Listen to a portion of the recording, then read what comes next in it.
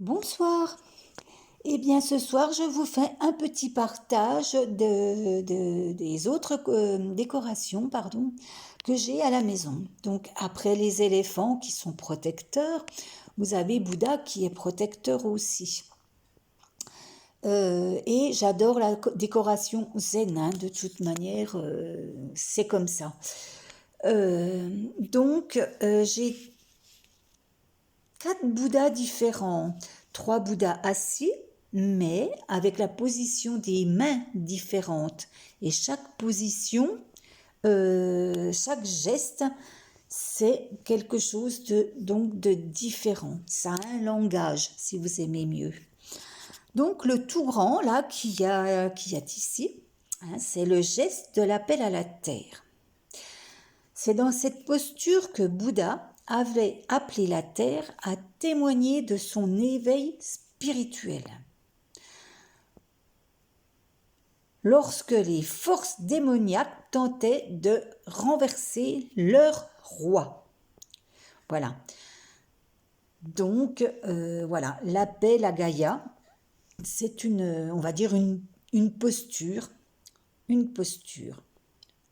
Quand vous voyez un petit Bouddha, un petit ou un grand, avec cette posture et les mains comme ça, c'est le geste de l'appel à la terre. Voilà, je vais aller remettre la petite déco. Tout. Fausse orchidée, ceux-là. Voilà. Hop. Voilà. L'autre petit. L'autre Bouddha, ici. Là. Hop. Celui-ci, il a ses mains un petit peu comme s'il serrait les poings, bon, sans vraiment serrer les poings, mais il a ses mains comme ceci. Alors ceci, c'est les gestes de méditation. Vous voyez, il a les yeux fermés et puis là, il médite.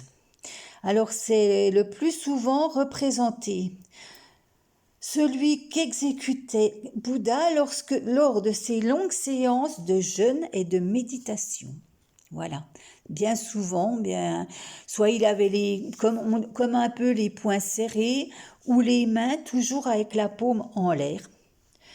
Et ceci, on retrouvait Bouddha lors de ses longues séances de méditation sous l'arbre sacré où Bouddha a reçu l'illumination.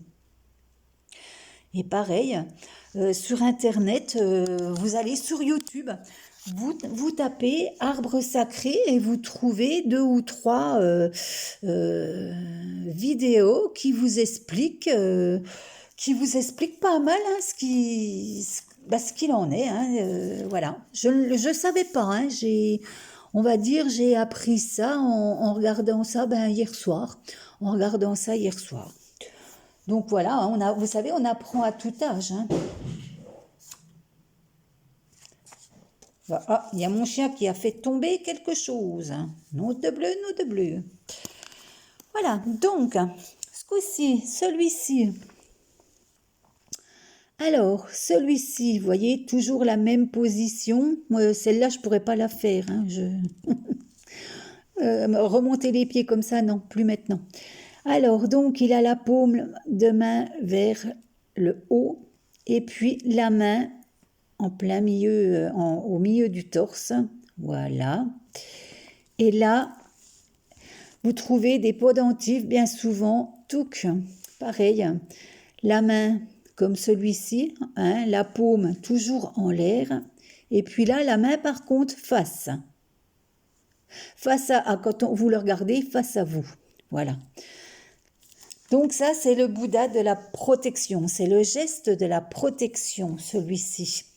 Ce geste donnait à Bouddha le pouvoir de repousser les attaques maléfiques. Il y a beaucoup de maléfisme aussi dans ces histoires-là. Voilà. Vous avez peut-être remarqué, j'ai mis un éléphant parce que justement, Bouddha, avec ce geste, a repoussé un éléphant qui fut un jour précipité vers Bouddha avant qu'il n'atteigne l'éveil. Ce geste arrêta l'éléphant qui s'agenouilla pour lui rendre hommage. C'est une belle histoire, je trouve. C'est une belle histoire. Bon, après, si, en décoration, si.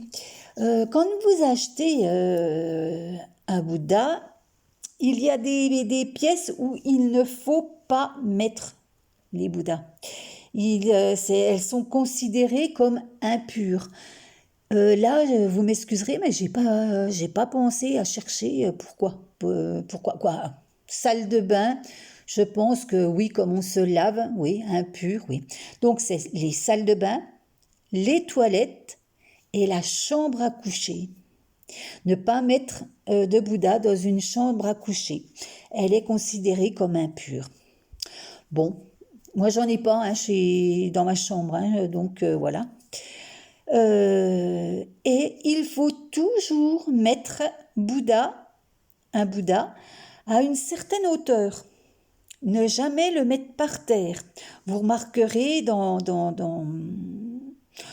que vous pouvez voir un petit peu partout, soit ils sont énormes, donc vous êtes obligé de lever la tête pour regarder, ou alors quand ils sont petits, ils sont toujours posés sur quelque chose, ils sont pas à même le sol.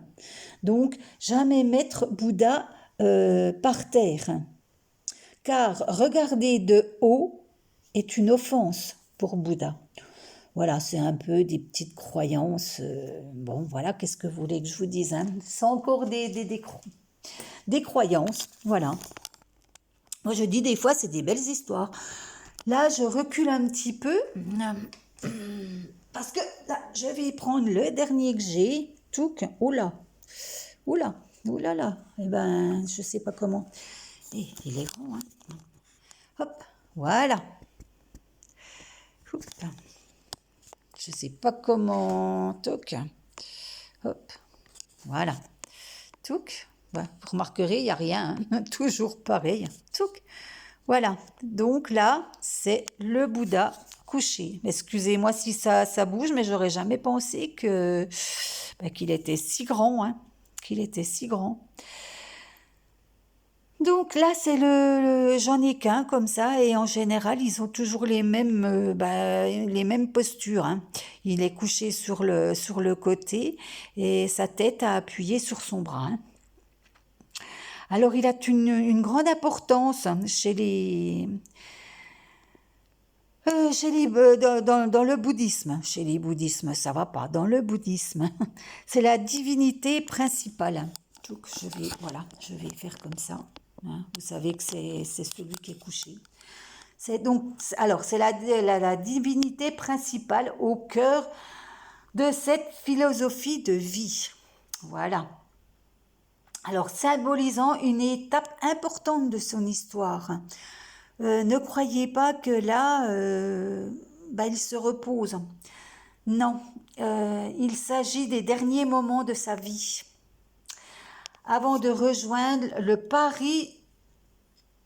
parinirvana, ou alors le nirvana final. Chez les bouddhistes, voilà, c'est comme ça qui parle de la fin de l'existence physique d'une personne qui a atteint l'éveil. Voilà. Chez nous, on dit il est décédé ou c'est la mort. Eux, c'est le nirvana final. Je trouve que c'est joli, c'est à méditer tout ça. Voilà. Eh bien, écoutez, j'espère que ça vous aura un petit peu intéressé. Et puis, eh bien, écoutez, je vous souhaite une bonne soirée. Ça va, c'est pas une vidéo trop longue. Je vous souhaite une bonne soirée. On va se reculer, voilà. Et puis, je vous dis à très bientôt pour un autre partage. Mais bon, là, ce coup-ci, on verra. On verra ce que je pourrai partager. Voilà. Donc, je vous souhaite une bonne soirée et je vous dis à bientôt. Bye bye.